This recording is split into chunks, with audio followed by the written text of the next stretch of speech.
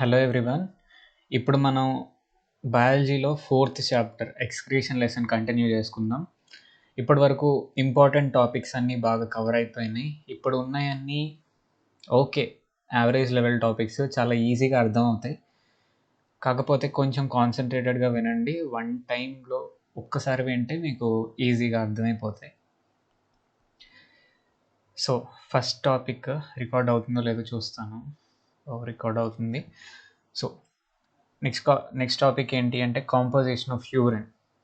కొంచెం లెందీగా ఉంటుంది video. So కొంచెం ఓపిక్గా, పేషెంట్గా, యాక్టివ్గా వింటూ ఉండండి. అట్లా ముందు పెట్టుకొని నిద్రపోకుండా కొంచెం యాక్టివ్గా మీ బుక్లో అండర్లైన్ చేసుకుంటూ, నేను చెప్పేది ఇమాజిన్ చేసుకుంటూ వింటూ ఉంటే బాగా గుర్తుంటుంది. మళ్ళీ మళ్ళీ చదవాల్సిన అవసరం ఉండదు. ఓకే, సో స్టార్ట్ చేసుకుందాం. Composition of urine. ఇప్పటి వరకు యూరిన్ ఎట్లా ఫామ్ అవుతుంది అని చూసాము. కిడ్నీస్, నెఫ్రాన్స్ ఎట్లా ఫంక్షన్ చేస్తాయి అని చెప్పేసి చూసాం. ఇప్పుడు యూరిన్ యొక్క కాంపోజిషన్ గురించి మాట్లాడుకుందాం. It is a transparent fluid produced by urinary system. Urinary system నుంచి ప్రొడ్యూస్ అయ్యే ఒక ట్రాన్స్పరెంట్ ఫ్లూయిడ్ని యూరిన్ అని చెప్పేసి అంటూ ఉంటాం. Urine has Amber colour due to the presence of urochrome. Amber అంటే ఎల్లోయిష్, పేల్ ఎల్లో. యాంబర్ అంటే ఏంటి? Pale yellow. రాసుకోండి పేల్ ఎల్లో అని. ఎందుకు పేల్ ఎల్లో కలర్ ఉందంట? Due to the presence of urochrome. Urochrome అనే ఒక సబ్స్టెన్స్ యూరిన్లో ఉండడం వల్ల దానికి పేల్ ఎల్లో కలర్ లేదా యాంబర్ కలర్ అనేది వచ్చింది.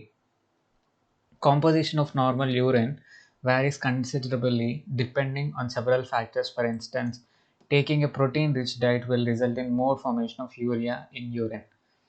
సో కాంపోజిషన్ ఆఫ్ యూరిన్ అనేది చాలా ఫ్యాక్టర్స్ మీద డిపెండ్ అవుతూ ఉంటుంది. ఓకేనా? ఎప్పుడు యూరిన్ అనేది కాన్స్టెంట్ కాంపోజిషన్లో ఉండదు. చాలా డిఫరెంట్ ఫ్యాక్టర్స్ మీద డిపెండ్ అయి ఉంటుంది. ఫర్ ఎగ్జాంపుల్, మీరు కనుక ప్రోటీన్ రిచ్ డయట్ మీరు తీసుకున్నట్లయితే మీ యూరిన్లో ఉండే యూరియా కంటెంట్ చాలా పెరిగిపోతుంది. Okay, so protein rich diet తీసుకుంటే యూరియా కంటెంట్ చాలా పెరుగుతుంది. ప్రోటీన్ రిచ్ డయట్ అంటే ఏంటి? మీట్, ఎగ్స్, పల్సెస్, ఇట్లా ప్రోటీన్ రిచ్ డైట్ తీసుకుంటే యూరిన్లో యూరియా పెరుగుతుంది. అట్లా డిఫరెంట్ ఫ్యాక్టర్స్ మీద కాంపోజిషన్ ఆఫ్ యూరియా అనేది కాంపోజిషన్ ఆఫ్ యూరిన్ అనేది డిపెండ్ అయి ఉంటుంది.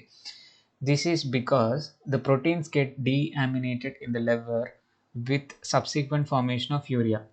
ఎందుకు ప్రోటీన్ రిచ్ డైట్ తీసుకుంటే యూరియా ఎక్కువ ఉంటుంది యూరిన్లో అంటే, జనరల్గా ప్రోటీన్స్ డైజెస్ట్ అయ్యేటప్పుడు బైల్యూస్ వీటి ద్వారా డీఅమినేట్ అవుతాయి, ఎమినో యాసిడ్స్ బ్రేక్ అయిపోతాయి, అండ్ యూరియా అనేది ఫామ్ అవుతుంది. ప్రోటీన్స్ నుంచే యూరియా అనేది ఫామ్ అవుతుంది. ఓకేనా? యూరియాలో, ప్రోటీన్స్లో కామన్గా ఉండేది ఏంటి అంటే నైట్రోజన్. బాగా గుర్తుపెట్టుకోండి, ప్రోటీన్స్ అనేవి బ్రేక్ డౌన్ అయిపోయి యూరియా లాగా ఫామ్ అవుతాయి. సో ప్రోటీన్ రిచ్ డైట్ ఎక్కువ మనం తీసుకున్నట్లయితే మన యూరిన్లో ఉండే యూరియా కంటెంట్ అనేది చాలా పెరుగుతుంది. And urea is very dangerous for our body, అది కూడా గుర్తుపెట్టుకోండి. Even sugar can appear in normal person after A heavy intake. మీరు కనుక ఓవర్గా షుగర్ తీసుకున్నారనుకోండి, స్వీట్స్, షుగర్ ఓవర్గా తీసుకున్నారనుకోండి, యూరిన్లో షుగర్ కూడా వస్తుందంట. If other conditions are constant, a large intake of liquids or water rich food increases the volume of water in blood, hence more urine is excreted. ఇంకొక factor ఏంటి అంటే, ఇప్పుడు water ఎక్కువ తీసుకున్నాము లేదా ఫ్లూయిడ్స్, వాటర్ రిచ్ ఫుడ్ అంటే watermelons, రసము, ఇట్లా వాటర్ రిచ్ ఫుడ్ ఎక్కువ మనం తీసుకుంటే ఆబ్వియస్లీ యూరిన్లో వాటర్ కంటెంట్ చాలా ఎక్కువ ఉంటుంది. Urine contains 96% of water, 2.5% of organic substances like urea, uric acid, creatine, creatinine, water soluble vitamins, hormones and oxalates etcetera. So యూరిన్లో 96% మనకి వాటరే ఉంటుందంట. 2.5% మాత్రమే ఆర్గానిక్ సబ్స్టెన్సెస్ ఉంటాయి. అంటే urea, uric acid, creatinine, water soluble vitamins, hormones and oxalates ఇవన్నీ ఉంటాయి. And 1.5% ఏమో ఇన్ఆర్గానిక్ సొల్యూట్స్ ఉంటాయి. ఇన్ఆర్గానిక్ సొల్యూట్స్ అన్న సాల్ట్స్ అన్న ఒకటే. Sodium, chloride, phosphate, sulphate, magnesium, calcium, iodine, potassium, ఇట్లా ఇన్ఆర్గానిక్ సాల్ట్స్ అనేవి కూడా మనకి యూరిన్లో 1.5% వరకు ఉంటాయి. It is acidic in the beginning but becomes alkaline on standing due to decomposition of urea to form ammonia. Fresh urine ఎసిడిక్గా ఉంటుందంట. Okay, but అట్లా అది ఉంటే కొంతసేపటికి బేసిక్గా మారిపోతుంది, ఆల్కలైన్గా మారిపోతుంది, బేసిక్ నేచర్లోకి మారిపోతుంది. ఎందుకంటే యూరియా అనేది డికంపోజ్ అయిపోయి అమోనియా లాగా మారుతుంది కాబట్టి ఎసిడిక్గా ఉన్న యూరిన్ అనేది ఆల్కలైన్గా మారుతుంది నిల్వ ఉంటే. What happens if both kidneys fail completely? So ఇప్పటి వరకు కాంపోజిషన్ ఆఫ్ యూరిన్ నేర్చుకున్నాం, ఓకే. అండ్ మన బాడీలో వేస్ట్ అంతటిని ఫిల్టర్ చేసే ఆర్గాన్ ఏంటి అంటే ఇప్పుడు ఏమని చెప్తారు? కిడ్నీ అని చెప్తారు. బట్ కిడ్నీస్ 2 ఫెయిల్ అయిపోతే పరిస్థితి ఏంటి అని చెప్పేసి అడుగుతున్నారు. Complete and irreversible kidney failure is called end stage renal disease, ESRD. So ఇంకా దాన్ని బాగు చేయలేనంతగా కిడ్నీస్ పాడైపోతే 2 కిడ్నీస్, దాన్ని మనం ఏమంటాం? End stage renal disease, ESRD అంటాం. If kidneys stop working completely your body is filled with extra water and waste products. Kidneys కనుక పనిచేయటం ఆగిపోతే కంప్లీట్గా, ఇప్పుడు బాడీ అనేది ఫుల్గా వేస్ట్లతో వాటర్తో నిండిపోయి ఉంటుంది. This condition is called uraemia. ఈ కండిషన్ని ఏమంటారు? యురేమియా అంటారు.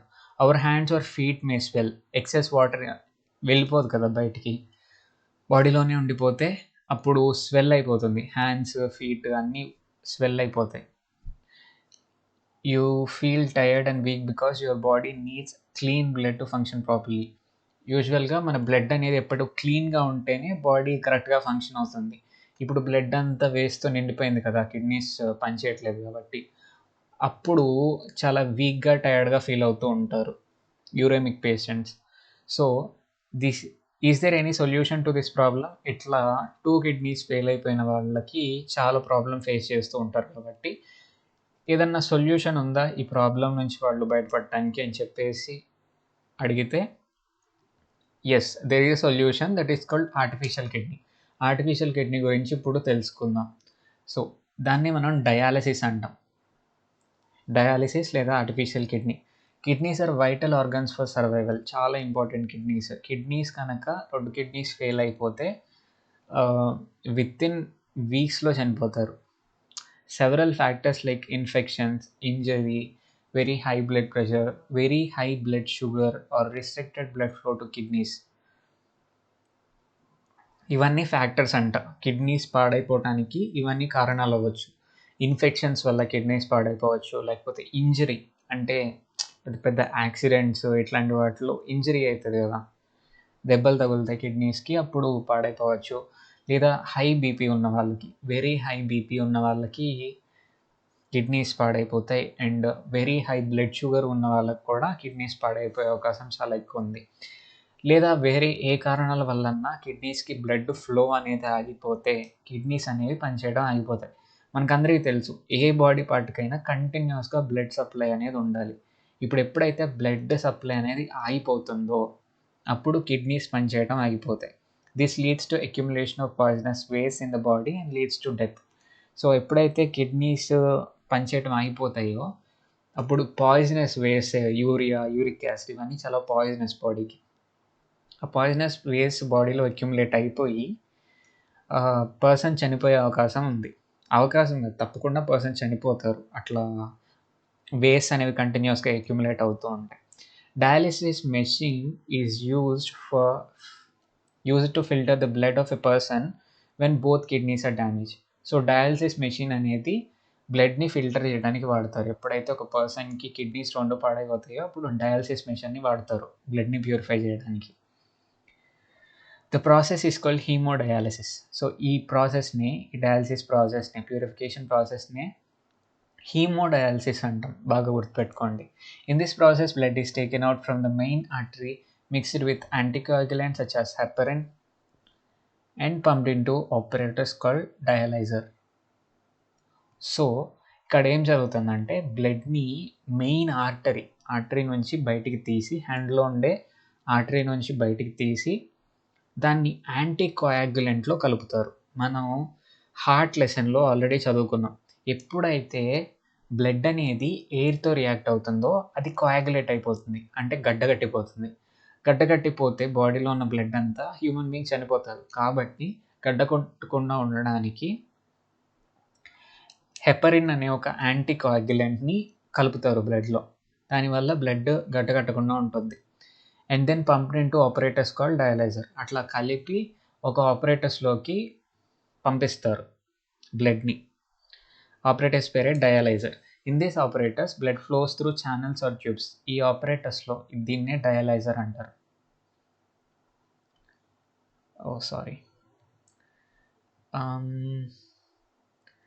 Dialyzer. Okay, so dialyzer. In this apparatus blood flows through channels or tubes. Tubes లాగా ట్యూబ్స్ గుండా వెళ్తూ ఉంటుంది. ఇట్లా ఉంటుంది డయాలైజర్ లోపల. These tubes are embedded in the dialysing fluid. ఈ ట్యూబ్స్ దేంట్లో ఉంటాయంట, డయాలైజింగ్ ఫ్లూయిడ్లో ఉంటాయి. సో ఈ ఎల్లో కలర్లో ఉంది కదా, అది డయాలైజింగ్ ఫ్లూయిడ్. సారీ, ఇది అడ్డొస్తుంది, ఏం చేయాలి?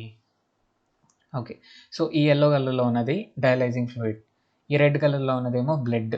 Okay, so the membrane separates the blood flowing inside the tube and dialysing fluid. So ఈ ట్యూబ్స్ ఒక మెంబ్రెయిన్తో చేయబడి ఉంటాయి. ఒక పొర, జస్ట్ ఒక పొర అంతే, మెంబ్రెయిన్ అంతే. బయటేమో డయాలైజింగ్ ఫ్లూయిడ్ ఉంటుంది, లోపలేమో బ్లడ్ ఉంటుంది. Okay, the membrane separates blood flowing inside the tube and dialysing fluid, which has the same composition as that of plasma except the nitrogenous base. Plasma అంటే ఏంటి? Red blood cells, white blood cells, platelets తీసేసి బ్లడ్లో ఉండే fluid part ఏదైతే ఉంటుందో దాన్ని plasma అంటాం. ఈ బయట ఉండే డయాలైజింగ్ ఫ్లూయిడ్ కూడా సేమ్ కాంపోజిషన్ ఆఫ్ ప్లాస్మా ఉంటుందంట. ఇదేమో బ్లడ్, ఇదేమో బయట డయాలైజింగ్ ఫ్లూయిడ్, డిఎఫ్ అని పెడతాను ఇక్కడ. డయాలైజింగ్ ఫ్లూయిడ్ యొక్క కాంపోజిషన్ ఎట్లా ఉంటుంది? బ్లడ్లో ఉండే ప్లాస్మా యొక్క కాంపోజిషన్ లాగే ఉంటుంది. కాకపోతే డయాలైజింగ్ ఫ్లూయిడ్లో అస్సలు వేస్ట్ మెటీరియల్స్ అనేవి ఉండవు. Okay, as nitrogenous waste are absent in dialysing fluid, the substances from the blood move out freely, there by cleaning the blood of it's వేస్. ఒక మెంబ్రెయిన్ అనేది బ్లడ్ని, డయాలైజింగ్ ఫ్లూయిడ్ని సపరేట్ చేస్తూ ఉంటుంది. నైట్రోజనస్ వేస్ ఇక్కడ ఉన్నాయి, బ్లడ్లో ఉన్నాయి, కానీ ఇక్కడ లేవు కాబట్టి ఇవి ఫ్రీగా బయటికి మూవ్ అవుతాయి. మూవ్ అయ్యి డయాలైజింగ్ ఫ్లూయిడ్లో కలిసిపోయి బ్లడ్ అనేది ఫ్రెష్గా మారుతూ ఉంటుంది. ఓకే, ఆస్మోసిస్ ప్రాసెస్ ద్వారా, ఆస్మోసిస్ కాదు, డయాలసిస్ ప్రాసెస్ ద్వారా. ఓకే, ద నైట్రోజన్ వేస్ are absent in dialysing fluids. Dialysing ఫ్లూయిడ్స్లో నైట్రోజన్ వేస్ ఉండవు, కానీ బ్లడ్లో నైట్రోజనస్ వేస్ ఉంటాయి కాబట్టి అవి వాటంతట అవే బయటికి వెళ్ళిపోతూ ఉంటాయి ఈ మెంబ్రెయిన్లో ఉన్న పోర్స్ నుంచి. Okay, this process is called dialysis. This is similar to the function of kidney but is different as there is no reabsorption involved. Same కిడ్నీలో ఎట్లా అయితే బ్లడ్లో నుంచి వేస్ట్ మెటీరియల్స్ వెళ్ళిపోయి ట్యూబ్లోకి వెళ్తాయో అట్లానే ఇక్కడ కూడా జరుగుతుంది. కాకపోతే కిడ్నీస్లో రీఅబ్జార్ప్షన్ ఉంటుంది, కానీ డయాలసిస్లో రీఅబ్జార్ప్షన్ అనేది ఉండదు. Okay, there is no reabsorption involved. The cleaned blood is pumped back to the body through a vein after adding anticoagulant called heparin. మళ్ళీ క్లీన్ అయిపోయిన బ్లడ్ ఏదైతే ఉంటుందో, ఇది క్లీన్ అయిపోయిన బ్లడ్ అనుకోండి, ఇది క్లీన్ అయిపోయిన బ్లడ్, దీనికి మళ్ళీ హెపరిన్ అనే యాంటీకోయాగులెంట్ని యాడ్ చేసి మళ్ళీ పంప్ చేస్తారు వెయిన్స్ గుండా. ఆర్టరీ గుండా బయటికి తీస్తారు, వెయిన్ గుండా ఎక్కిస్తారు మళ్ళీ బ్లడ్ని. సో ఇట్లా డయాలసిస్ ప్రాసెస్ అనేది జరుగుతూ ఉంటుంది. Each dialysis session last for 3 to 6 hours. So ఒక్కొక్క డయాలసిస్ సెషన్ 3 నుంచి 6 గంటల వరకు తీసుకుంటుంది ఈ ప్రాసెస్ మొత్తం. This method has been using for thousands of uraemic or kidney failure patients all over the world. ఈ ప్రాసెస్ని చాలామంది కిడ్నీ ఫెయిల్యూర్ పేషెంట్స్ వాడుతూ ఉన్నారు ప్రస్తుతం. Is there any long term solution for kidney failure patients? So kidney failure patients ఏం చేయాలంటే weekly once, లేదా నాకు తెలిసినంత వరకు వీక్లీ వన్స్ డయాలసిస్ చేయించుకోవడానికి వెళ్తూ ఉండాలి. వాళ్ళకి వేరే ఆప్షన్ లేదు. ప్రతి వీక్ వాళ్ళు డయాలసిస్ చేయించుకుంటూ ఉండాలి కంటిన్యూస్గా. మరి లైఫ్ లాంగ్ వీళ్ళు ఇంతే ఉండాలా, లైక్ వీళ్ళకి వేరే సొల్యూషన్ ఏది లేదా అంటే ఉంది. That is called kidney transplantation. మీకు తెలిసే ఉంటుంది ఆల్రెడీ, మూవీస్లో చూస్తూ ఉంటాం కదా. The first kidney transplantation was performed between identical twins in 1954 by Dr. Charles Hoffengel, was a surgeon at Washington, USA.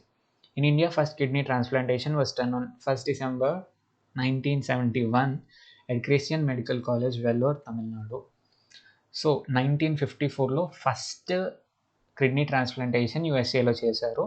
And 1971లో ఫస్ట్ కిడ్నీ ట్రాన్స్ప్లాంటేషన్ ఇండియాలో తమిళనాడులో చేశారు. సో కిడ్నీ ట్రాన్స్ప్లాంటేషన్ అనేది పర్మనెంట్ సొల్యూషన్ అన్నట్టు కిడ్నీ ఫెయిల్యూర్ పేషెంట్స్కి. So ఇప్పుడు kidney transplantation గురించి తెలుసుకుందాం.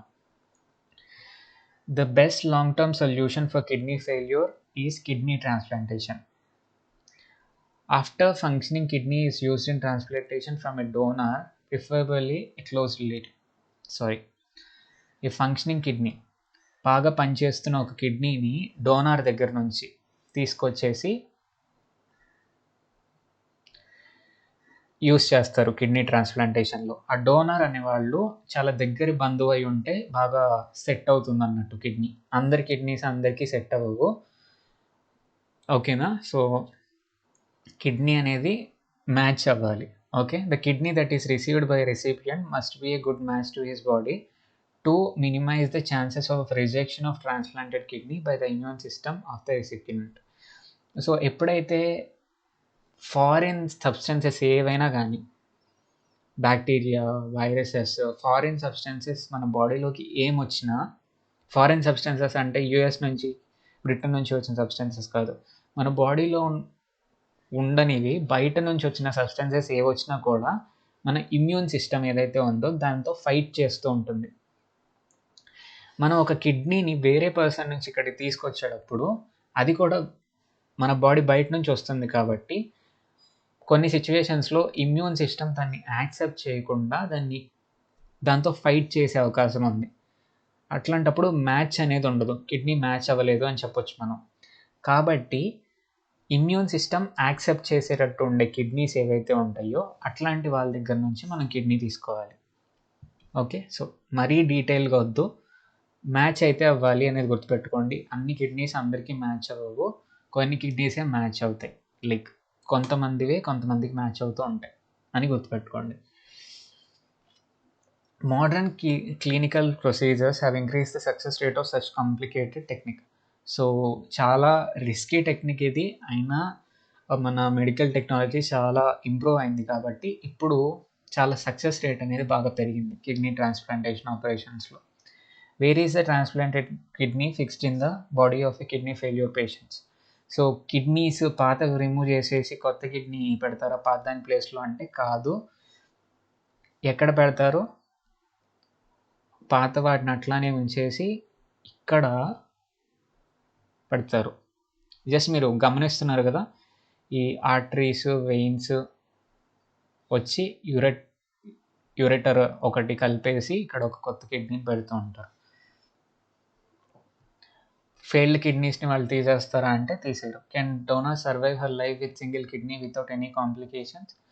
సో సింగిల్ కిడ్నీతో సర్వైవ్ అవ్వగలుగుతారు. ఇప్పుడు డొనేట్ చేశారు కదా ఒక కిడ్నీని వేరే వాళ్ళకి, మరి వీళ్ళ పరిస్థితి ఏంటి, సర్వైవ్ అవ్వగలుగుతారా అంటే అవ్వగలుగుతారు. చాలా వాటికి కాంప్లికేషన్స్ ఏమీ ఉండవు, కాకపోతే చాలా హెల్తీ లైఫ్ స్టైల్ మెయింటైన్ చేస్తూ ఉండాలి. Nowadays the process of organ donation helps a lot of kidney failure patients. So organ donation వల్ల చాలామంది కిడ్నీ ఫెయిల్యూర్ పేషెంట్స్ బెనిఫిట్ అవుతున్నారు. Organs are connected from brain dead patients. Brain dead అయ్యి ఉన్న patients ఎవరైతే ఉంటారో వాళ్ళ దగ్గర నుంచి ఆర్గాన్స్ని కలెక్ట్ చేసి ట్రాన్స్ప్లాంట్ చేస్తూ ఉంటారు.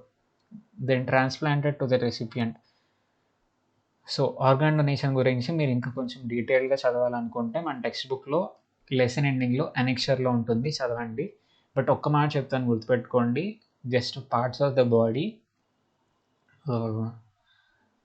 చాలామందికి హెల్ప్ అవుతాయి ఒకవేళ మనం చనిపోయినప్పుడు కూడా. కాబట్టి ఒక్క మాట గుర్తుపెట్టుకోండి, లైక్ ఎట్లయినా ఐదర్ మన బాడీని బర్న్ చేస్తారు లేదా పూడ్చిపెట్టేస్తారు, ఎట్లానో మట్లో కలిసిపోతుంది. నథింగ్, ఏమీ ఉండదు దాంట్లో. జస్ట్ పురుగులు తినేస్తాయి, లేకపోతే మంటల్లో కాలిపోయి బూడిదైపోద్ది. If you donate some organs, it will save a lot of lifes. చాలా లైఫ్స్ని సేవ్ చేస్తాయి. అండ్ చాలామందికి, కొంతమందికి ఐస్ ఉండవు, లైక్ ఐస్ కూడా డొనేట్ చేయొచ్చు. ఇట్లా హెయిర్ డొనేట్ చేయొచ్చు, చాలా డొనేట్, బోన్ మ్యారో, ఇట్లా చాలా డొనేట్ చేయొచ్చు. సో ఆర్గాన్ డొనేషన్ తప్పకుండా మీరు వెల్కమ్ చేయాలి అండ్ సైన్ చేయండి, లైక్ ఆర్గన్స్ డొనేట్ చేయండి మీకు స్పెసిఫిక్ ఏజ్ వచ్చిన తర్వాత. So that even if you are ఏదైనా సిచ్యువేషన్ వల్ల చనిపోయినా కూడా మీ ఆర్గాన్స్ అనేవి, మన ఆర్గాన్స్ అనేవి తప్పకుండా నలుగురికి హెల్ప్ అవుతాయి. ఓకేనా? So other pathways of excretion. So ఇప్పటి వరకు కిడ్నీస్ అని చెప్పేసి కిడ్నీస్ గురించి చదువుకున్నాం. సో అయిపోయింది కిడ్నీస్ గురించి. And kidneys are very important parts of our body, చాలా జాగ్రత్తగా చూసుకోవాలి అనేది మనకు అర్థమైంది. ఇప్పుడు కిడ్నీస్ కాకుండా ఇంకా ఎక్స్క్రీటరీ ఆర్గాన్స్ మన బాడీలో ఉన్నాయా? ఉన్నాయి, ఆబ్వియస్లీ ఉన్నాయి. సో వాటి గురించి చదువుకుందాం. Other pathways of excretion and accessory excretory organs. You have learnt about kidney, chief excretory organ of the body. Most important excretory organ of the body ఎవరు అంటే kidneys. What are the other excretory organs of human body? ఇంకా చాలా excretory organs ఉన్నాయి బాడీలో. ఏంటి అంటే first lungs దేన్ని excrete చేస్తాయి? కార్బన్ డైఆక్సైడ్ అనేది కూడా ఒక వేస్టే కదా. సో ఆ కార్బన్ డైఆక్సైడ్ అనే వేస్ట్ని ఎవరు ఎక్స్క్రీట్ చేస్తారు? లంగ్స్ ఎక్స్క్రీట్ చేస్తాయి. ఓకే. స్కిన్ దేన్ని ఎక్స్క్రీట్ చేస్తుంది? ఫ్యాట్స్ని, వేస్ట్ని, టాక్సిన్స్ని, స్వెట్ని ఎక్స్క్రీట్ చేస్తూ ఉంటుంది. లివర్ కూడా, లివర్, ఇంటెస్టైన్, వీటి గురించి చూద్దాం. ఓకేనా? Skin for protecting the total body and for sense. So వీటితో పాటు ఎక్స్క్రీషన్ని కూడా సెకండరీ ఫంక్షన్ లాగా చేస్తూ ఉంటాయి skin, lungs, liver and intestine. Okay.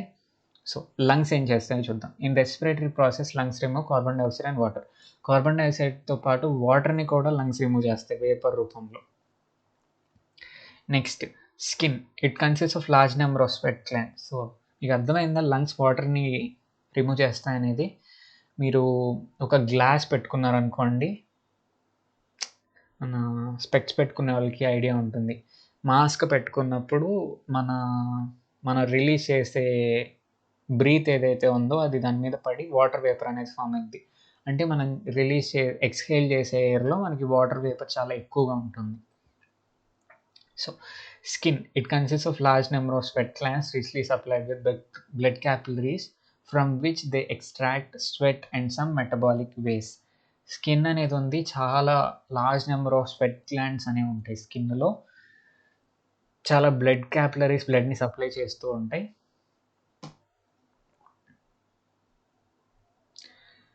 So దాంట్లో నుంచి స్వెట్ అనేది బయటకు వస్తూ ఉంటుంది. స్వెట్, వేస్ట్ మెటీరియల్స్ ఇవన్నీ బయటకు వస్తూ ఉంటాయి. Since the skin send out plenty of water and small amount of salts, it serves as a excretory organs. So skin కూడా one of the important excretory organ అని చెప్పుకోవచ్చు. ఎందుకంటే చాలా వాటర్ మనం స్కిన్ గుండా స్వెట్ ద్వారా లూజ్ అవుతాం. And చాలా సాల్ట్స్, వేస్ట్ మెటీరియల్స్ కూడా లూజ్ అవుతూ ఉంటాం. కాబట్టి ఇది కూడా one of the important excretory organ.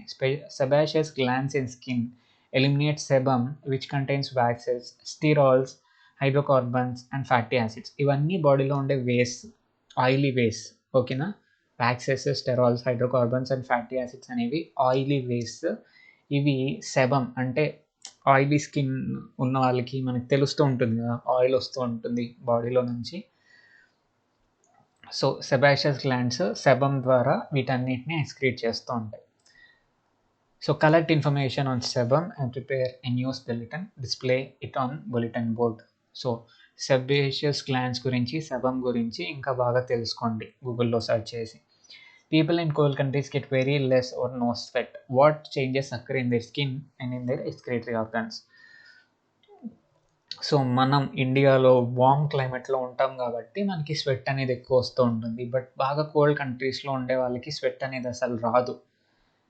ఎందుకంటే కూల్ అయిపోతుంది కదా, స్కిన్ అంతా కూల్గా ఉంటుంది కాబట్టి స్కిన్కి బ్లడ్ సప్లై ఉండదు. బ్లడ్ సప్లై ఉండకపోతే ఇంకా వేస్ట్ అనేది బయటికి రాదు కదా. సో అట్లాంటప్పుడు స్వెట్ ద్వారా వెళ్ళవలసిన వాటర్ కానీ వేస్ట్ మెటీరియల్స్ కానీ అన్నీ కూడా మళ్ళీ యూరిన్ ద్వారానే వెళ్ళవలసి ఉంటుంది. Okay, so that is one thing. నెక్స్ట్ది లివర్ కూడా one of the excretory organ. ఎలానో చూద్దాం. After the life span of 120 days, RBC destroy in liver and produces bile pigments. మన బ్లడ్లో ఉండే రెడ్ బ్లడ్ సెల్స్ ఏవైతే ఉంటాయో వాటి లైఫ్ స్పాన్ ఎంత అంటే 120 days.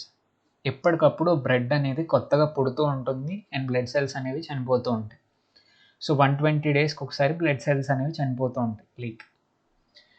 సో ఆ చనిపోయిన బ్లడ్ సెల్స్ లివర్లో డిస్ట్రాయ్ అయిపోయి బైల్ పిగ్మెంట్స్ అనేవి ప్రొడ్యూస్ అవుతాయి. ప్రొడ్యూస్ అయ్యే బైల్ పిగ్మెంట్స్ 3 రకాలుగా ఉంటాయి. ఒకటి బైలురుబిన్, నెక్స్ట్ది బైలువర్టిన్, నెక్స్ట్ది యూరోక్రమ్, విచ్ ఆర్ మెటబాలిక్ వేస్ of haemoglobin of red blood cells. చనిపోయిన రెడ్ బ్లడ్ సెల్స్ యొక్క వేస్ట్లు ఇవి 3 కూడా. Urochrome is eliminated through urine. మనం చెప్పుకున్నాం యూరిన్ యొక్క కలర్ దేని వల్ల వస్తుంది, యూరోక్రోమ్ వల్ల వస్తుంది. సో యూరోక్రోమ్ యూరిన్ గుండా వెళ్ళిపోతుంది. Biliverdin and bilirubin are excreted through bile along with cholesterol and derivatives of steroid hormones, extra drug, vitamins and alkaline salts. So ఇది ఫీషీస్ ద్వారా వెళ్ళిపోతూ ఉంటాయి బైలివర్డిన్, బైలిరూబిన్ ఇవన్నీ కూడా. Liver is also involved in urea formation. Urea ఫార్మేషన్లో కూడా liver అనేది help చేస్తుంది. ఇట్లా లివర్ అనేది ఎక్స్క్రీషన్లో హెల్ప్ చేస్తూ ఉంటుంది అని చెప్తున్నారు. ఓకేనా. చనిపోయిన రెడ్ బ్లడ్ సెల్స్ని బైల్ పిగ్మెంట్స్ లాగా మార్చి ఎలిమినేట్ చేస్తూ ఉంటుంది. నెక్స్ట్ది intestine. Excess salts of calcium, magnesium and iron are excreted by epithelial cells of colon. Large intestine నుంచి ఎక్స్క్రీట్ అవుతూ ఉంటాయి for elimination along with faeces కూడా ఎలిమినేట్ అవుతుంది. Small amount of nitrogenous waste are also eliminated through saliva and tears. ఇవన్నీ కాకుండా చాలా small amount of nitrogenous waste అనేవి saliva గుండా అండ్ టీయర్స్ కన్నీళ్ళు ద్వారా కూడా ఎలిమినేట్ అవుతూ ఉంటాయి. So these are the different excretory organs in our body. So human beings గురించి చూసాము. నెక్స్ట్ ఎక్స్క్రీషన్ ఇన్ అదర్ ఆర్గనిజమ్స్లో ఎక్స్క్రీషన్ ఎట్లా ఉంటుందో చూద్దాం. Different organisms use varied strategies for excretion. Different organisms different ప్రాసెస్లో ఎక్స్క్రీషన్ చేస్తూ ఉంటాయి. యూనిసెల్యులర్ ఆర్గానిజమ్స్లో స్పెసిఫిక్ ఎక్స్క్రీటరీ ఆర్గన్స్ అనేవి ఏమీ ఉండవు, ఏదో డిఫ్యూషన్ ద్వారా ఎక్స్క్రీట్ చేస్తూ ఉంటాయి అవి. These organisms remove waste products by simple diffusion from the body surface in to the surrounding water. So amoeba food ఎట్లయితే తీసుకుంటుందో వేస్ట్ మెటీరియల్స్ని అట్లానే బయటికి పంపిస్తుంది. స్పెసిఫిక్ సిస్టమాటిక్ ప్రాసెస్ ఏమి ఉండదు. Fresh water organisms like amoeba, paramecium process osmoregulatory organelle called contractile vacuole. It collects water and waste from the body, swells some, reaches the surface and bursts to release the content to the outside. So paramecium లాంటి వాటిలో ఏం జరుగుతుందో చూద్దాం. ఇలా ఉంటుంది paramecium. దీంట్లో మనకి contractile vacuole అని చెప్పేసి ఒకటి ఉంటుంది. సో ఆ వాక్యూల్ ఏదైతే ఉందో ఆ వాక్యూల్లో ఏమవుతుందంటే వేస్ట్ అంతా వచ్చి ఇక్కడ స్టోర్ అవుతుంది. ఈ స్టోర్ అయిన వేస్ట్ చిన్నగా ఇక్కడికి మూవ్ అయ్యి ఇక్కడ ఓపెన్ అయిపోయి బయటికి పంపించేస్తూ ఉంటుంది. సో ఇక్కడ డ్రా చేస్తాను మళ్ళీ. ఇట్లా ఉందనుకోండి, కాంట్రాక్టైల్ వాక్యూల్ ఇక్కడ ఫామ్ అవుతుంది. వేస్ట్ అంతా దీంట్లో కలెక్ట్ అవుతుంది. కలెక్ట్ అయిన చిన్నగా ఇట్లా మూవ్ అవుతూ ఎడ్జ్ వరకు వచ్చి ఇక్కడ ఓపెన్ అప్ అవుతుంది, వేస్ట్ మొత్తాన్ని బయటపడేస్తుంది. సో ఇదే చెప్తున్నారు. అండ్ ఈ టేబుల్ అంత ఇంపార్టెంట్ కాదు. డిఫరెంట్ ఆర్గానిజమ్స్లో ప్రోటోజోవన్స్ అంటే అమీబా, పారామీషియం, పోరిఫెరా అంటే ఇవి హైడ్రా లాగా ఉంటాయి కదా అవి. సో ఒక్కొక్క టైప్ ఆఫ్ ఆర్గానిజమ్స్లో ఎట్లా ఉంటుంది ఎక్స్క్రీటరీ సిస్టమ్ అని చెప్పేసి చెప్తున్నారు. జస్ట్ మెమరీ మీద పెట్టుకోవాల్సింది, కానీ అంత ఇంపార్టెంట్ టేబుల్ అయితే కాదు. ఓకే. రెప్టైల్స్ అంటే టార్టాయిసెస్, ఇంకా స్నేక్స్, లిజర్డ్స్.